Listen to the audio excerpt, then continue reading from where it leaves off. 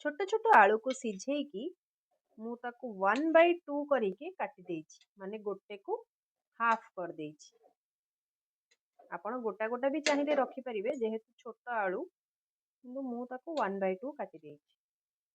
मसला रे मु नेइछि 2टा कंचा लंका, गोटे सुखिला लंका, हाफ पियाज, छोट खंडे अदा, आउ किछि रसुण, आउ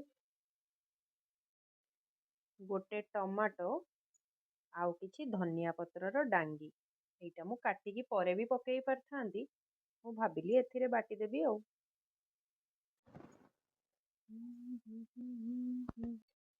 जेहेतु टमाटो और पियाज अच्छी बाटिला बेले मु पानी देनी सेई परिबार पानी रे ही सेटा बाटी हे गला। एबे करेई रे नेली मु किछि सोरिष तेल। तेल तातिले मु सेथिरे देबी पंच फुटण किछि आउ किछि एक्स्ट्रा जीरा। फुटण फुटिले सेथिरे पकेइबी कटा हेकी रखिथिबा गोटे छोट पियाजटे। जेहेतु मु पियाज अधा बाटिची कि भाजीबा पाई कि अल्प पियाज व्यवहार करे। पियाज हल्का भाजी होला परे सेथिरे मु पकेई देबी काटिकी रखिथिबा आलू। एबे ए आलू उपरे ही मु जो मसला रखिथिली बाटिकी सेटाको देई देबी।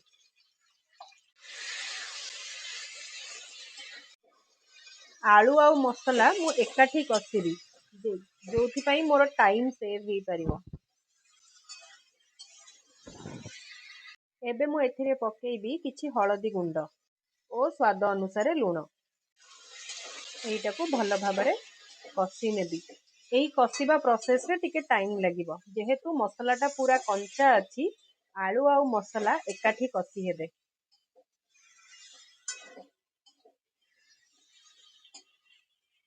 तेल अल्प व्यवहार कले ओ मसला आलू एकाठी कसिले तले एमती लागी पारे किंतु सेइटार टेंशन किछि नबार नाही कारण आलू कसी हे गले सेटा आपे आपे छाड़ी जिवो।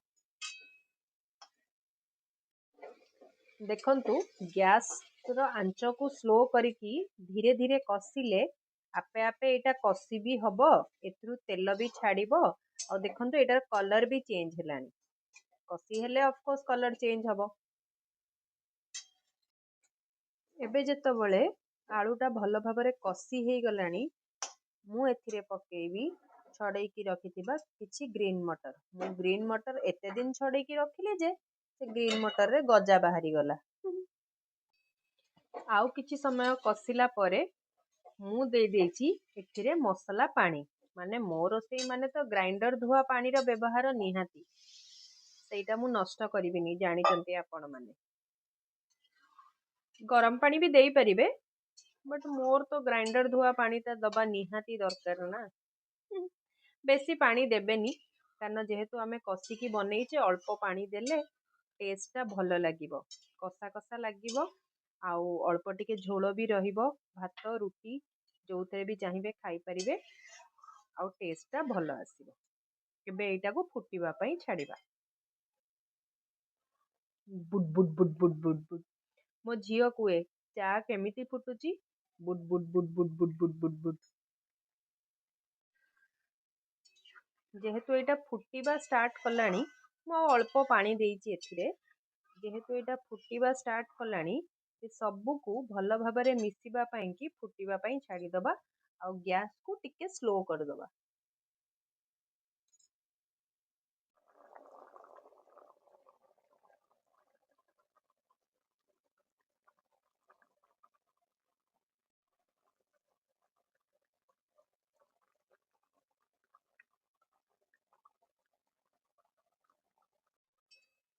ए साइड रु एमती आस्ते आस्ते तेल छाड़िबा को स्टार्ट कले जानिबे तरकारी सक्सेसफुल मिशन सक्सेसफुल।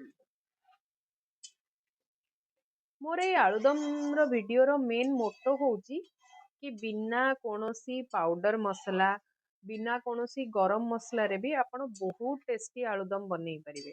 आग काल रे कोन आमे गुजराती डालचीनी लवंग एते व्यवहार करथुलु लोकपा कहउथिले तमर कोन गुजराती अमल होउची ତ ସେଥିପାଇଁ କି ଆମେ ଏସବୁ ଏତେ କିଛି ବ୍ୟବହାର କରୁନଥିଲୁ। ଆମ ମା, ଜେଜେମା, ଆଈ ଏମାନେ ସବୁ ବିନା ଗୁଜୁରାତି ଡାଲଚିନିରେ ବି ବହୁତ ଟେଷ୍ଟି ରୋଷେଇ କରୁଥିଲେ। ତ ଆମେ ବି ସେମିତି ଟ୍ରାଏ କରିବା କଥା। ଆମେ ବେଶୀ ୟୁଜ କରୁଛୁ ବୋଲି ବେଶୀ ରେଟ୍ ବଢି ଯାଉଛି। ଇକୋନୋମିକ୍ସ ହେଲା। ମତେ ମୋ ତରକାରୀରେ ଏତିକି ଝୋଳ ଦରକାର, କାରଣ ଏଇଟା କିଛି ସମୟ ରହିଗଲେ ଖାଇଲା ବେଳକୁ ଆହୁରି ଟିକେ ବସିଯିବ। ତ ସେଥିପାଇଁ ମୁଁ ଏବେ ଏଇ ଷ୍ଟେଜରେ ତରକାରୀର ଗ୍ୟାସ୍ ବନ୍ଦ କରିଦେବି, ଆଉ ଲାଷ୍ଟରେ ସେଥିରେ କିଛି ଧନିଆ ପତ୍ର ସ୍ପ୍ରିଙ୍କଲ କରିଦେବି।